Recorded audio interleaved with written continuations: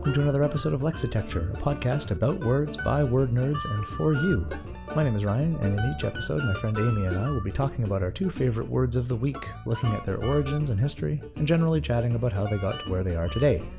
If that sounds like your cup of tea, come along for the ride and let's explore the weird and wonderful world of the English language.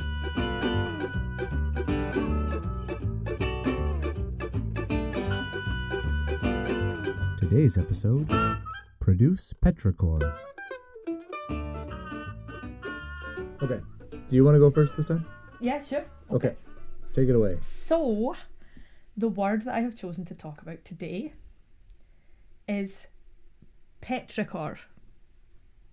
Oh, yes. You know this word. I do. I'm glad that you know this word. I would like more people to know this word. It fills me with almost inexpressible delight. It's that fantastic.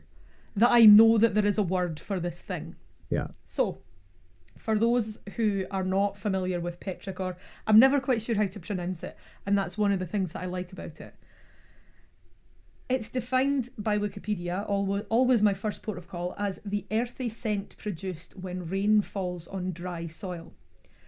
And the reason that I decided to talk about this word is that I experienced the scent of Petrichor and it made me really happy. It's that smell of not quite earth, not quite rain, magical, somewhere in the middle smell. And the reason that I started thinking about the word was I thought, I haven't smelled that smell in a long time. Now, I live in a part of the world where we are no stranger to rain. We see a lot of rain in Scotland. Yeah. And yet, Petrichor doesn't happen every single time.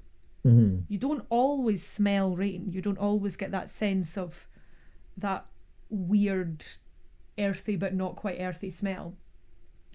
So I decided to look it up to kind of figure out why it is that sometimes it happens and sometimes it doesn't happen. And here is what I found.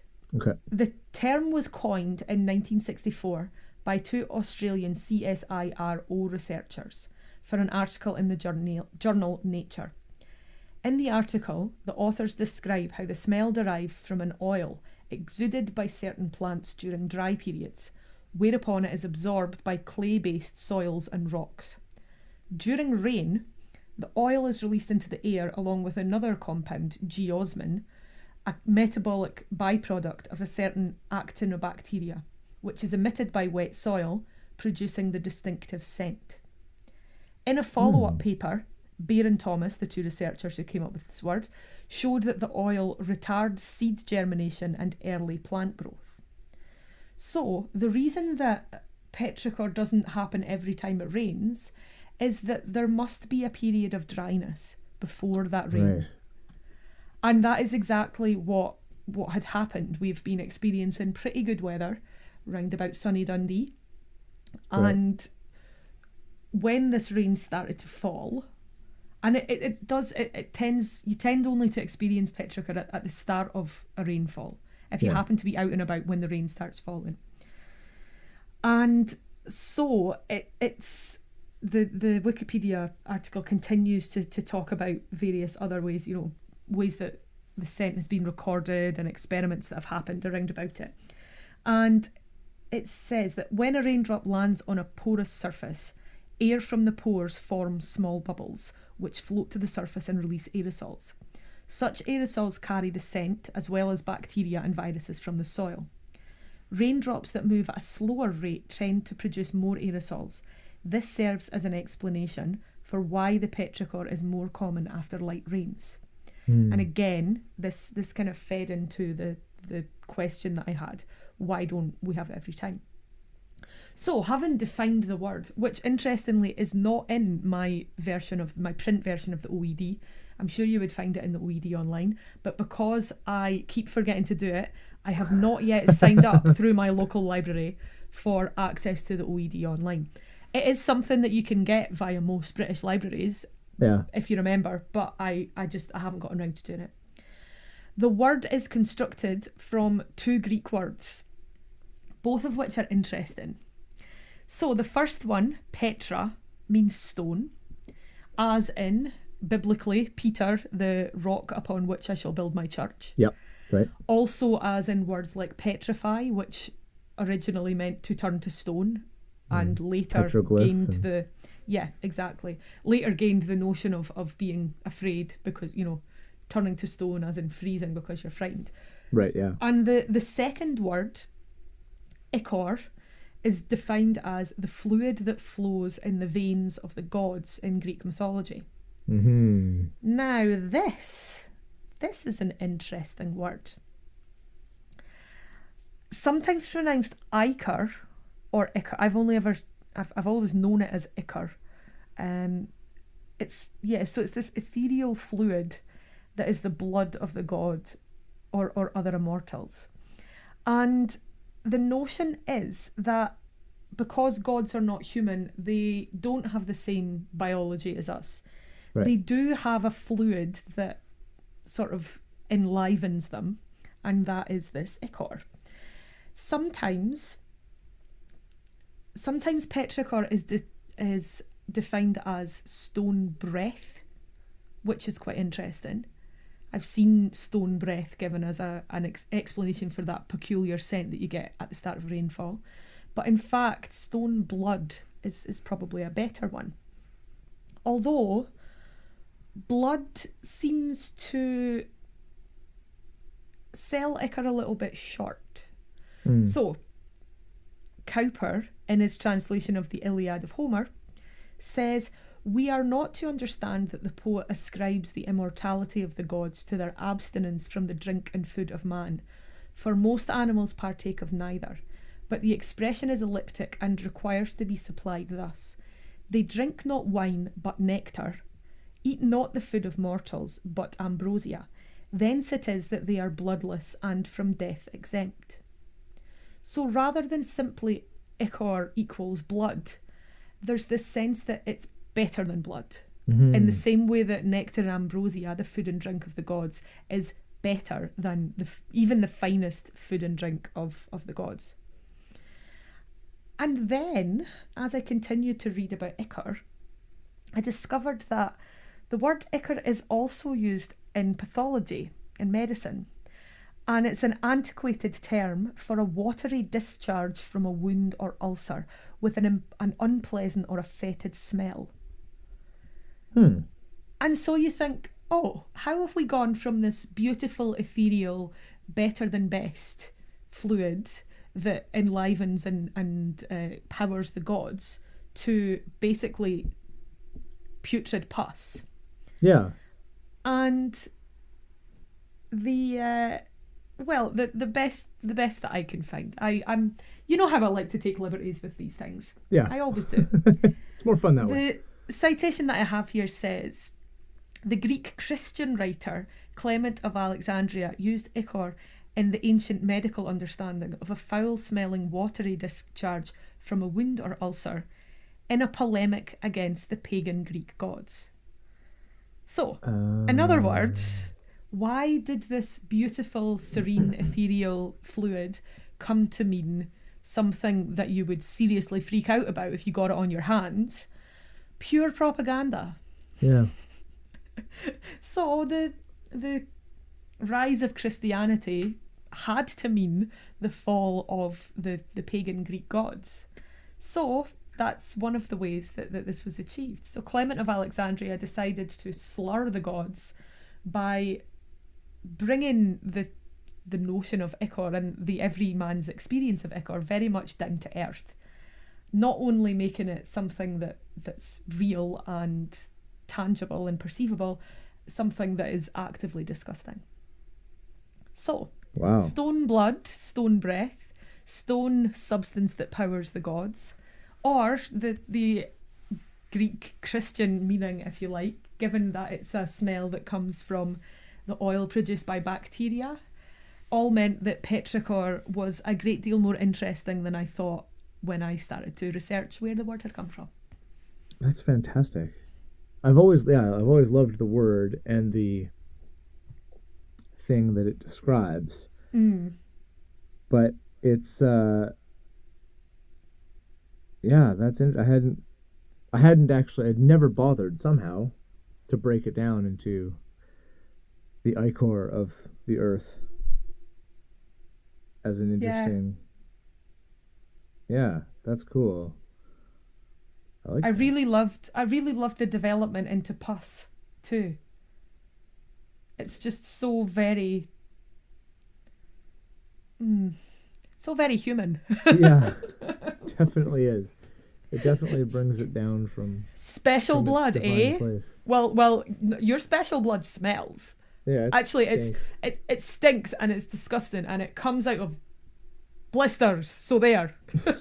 Take that, jerks. Yeah, I quite like that as a notion. Nice, I like that. Ichor, very blood cool. of the gods, or weepy Gross. wound pus. Gross. Huh, neat. Awesome. Petrichor. I have another P word today. And it actually... We don't often have alliterative titles. No. In fact, this might be the first. It may well be. And it works too, because my word this time around is produce, which has a fairly run-of-the-mill word. I'm on these things where I'm looking up very basic words.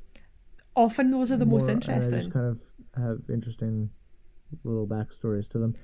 So produce, fairly straightforward construction. It's Latin.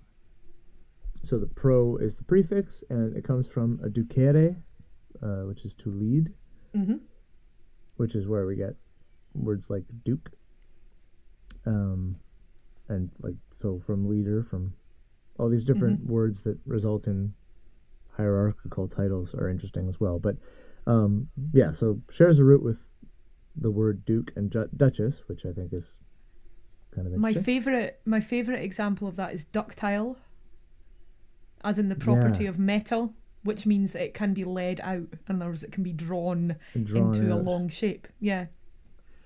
And so that's where produce originally meant. Mainly started in the late 1500s. There's a couple of examples in the OED of some citations and attestations even from back in the 1400s, but mainly seems to come into use in the 1500s. Originally meant that sense of leading and extending. So to extend or develop linearly. Okay. Is one of its first uses, and one of its first uses was in like anatomy and zoology and biology for parts of an animal or an organism that extend out into a certain thing. So like a portion of the abdomen that produces into a spine on the back under certain circumstances. That type of idea. And then another example, which was somewhat less esoteric eventually, but started to be in particularly confined circumstances, was to the idea of bringing forward something, introducing something, putting something forward. Introduce is another word that shares the same root, right? Like to lead for the first time type of thing,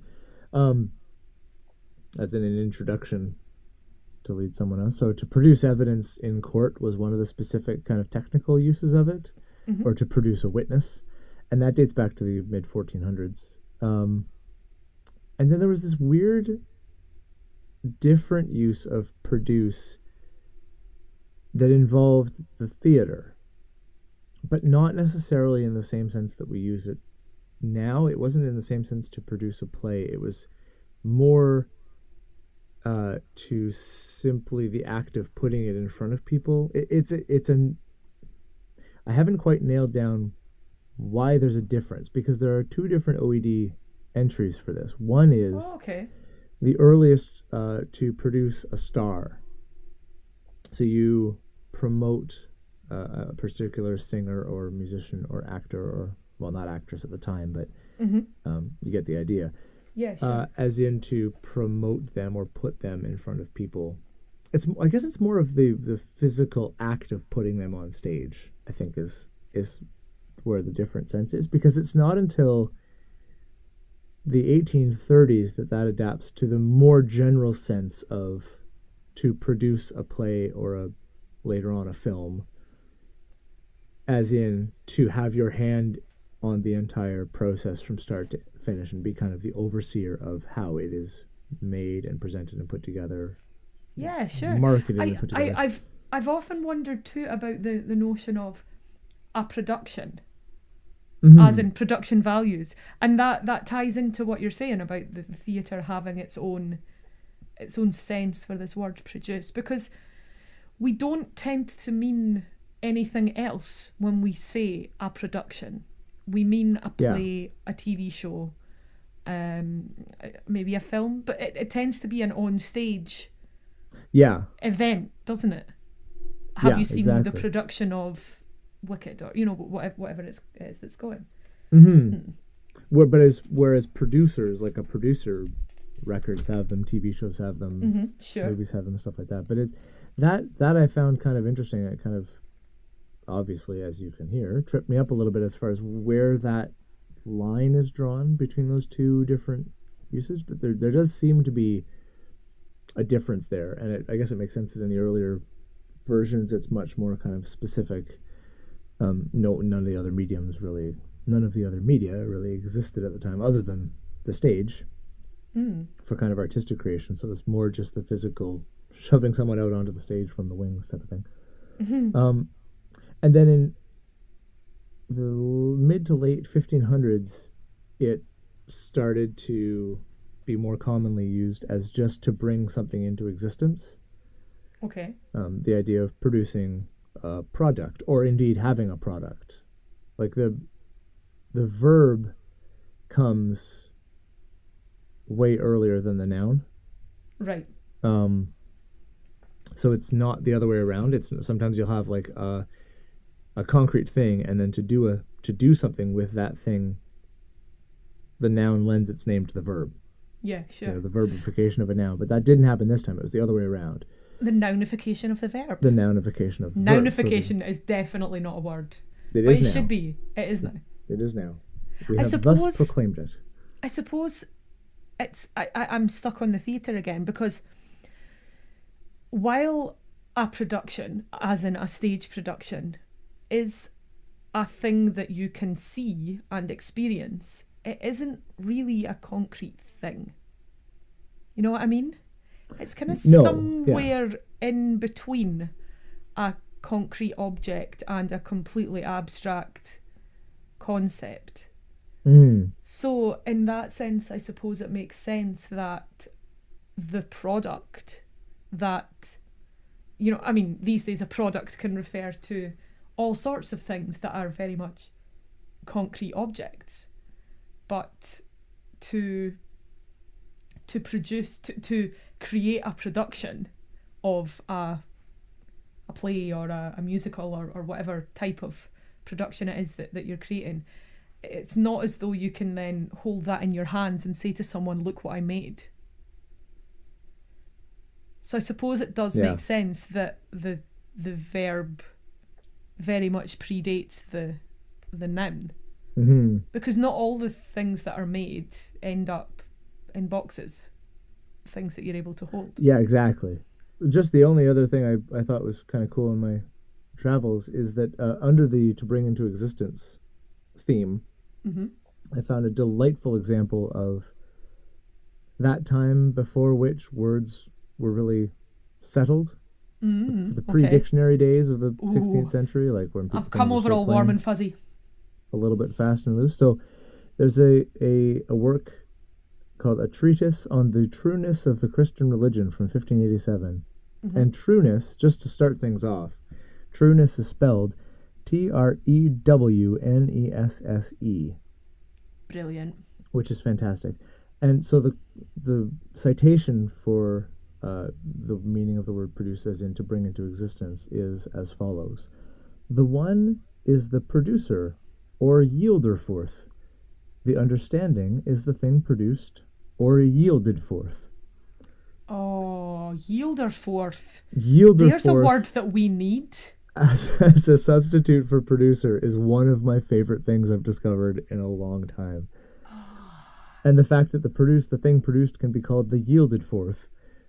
And it's YEELDERFOORTH. So lots of double vowels in there. We need to revive this word, Ryan. Unnecessary letters and syllables all over the place. It's perfect. Yeah. And so produce that's where it's sort of the other cognates of the ducere would be to induce, to lead someone into something or to do something. And to deduce would be to draw from something, as in to draw a conclusion from a series of facts or observations, the whole Sherlock Holmes deduction thing. Fantastic. Yeah. So that's produce. Produce. Well, it may not surprise you to hear that Petrichor is not in Roger. So, hey, Roger, what do you say? No, not today, Amy. Not this week. For that. No. Yeah, no. Produce, however, is... Ooh, there's a lot going on here. So, for produce, just produce, we have increment, compose, cause, growth, result, product, produce, make fruitful, lengthen, form, manifest, dramatise, interesting, provision, provide, be profitable, and it then says results, be expedient.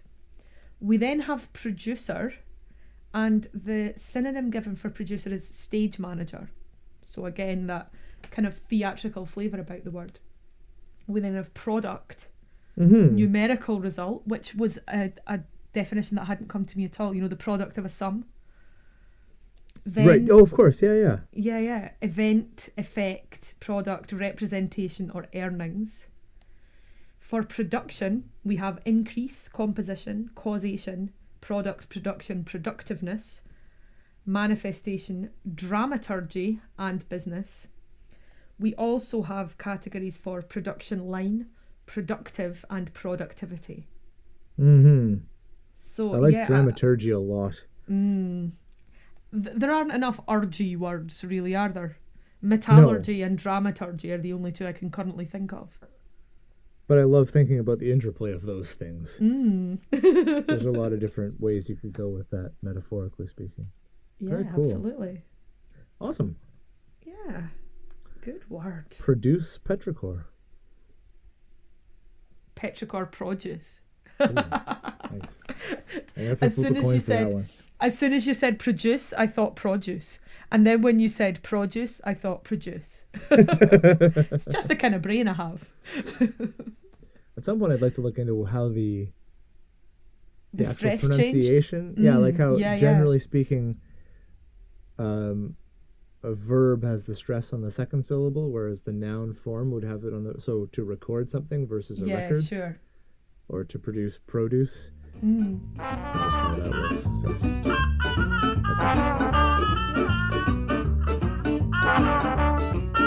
And that's it for this episode of Lexitecture. Thanks for listening, and if you enjoyed what you heard, please give us a rating and review on iTunes, and be sure to tell all your word nerd friends about us too. You can find us on Facebook and Twitter by searching Lexitecture, Lexitecture. And if you'd like to get in touch with us about the things we talked about this episode, you can send us an email at words@lexitecture.com. Special thanks to the Joy Drops for our theme music, and we'll talk to you again next week.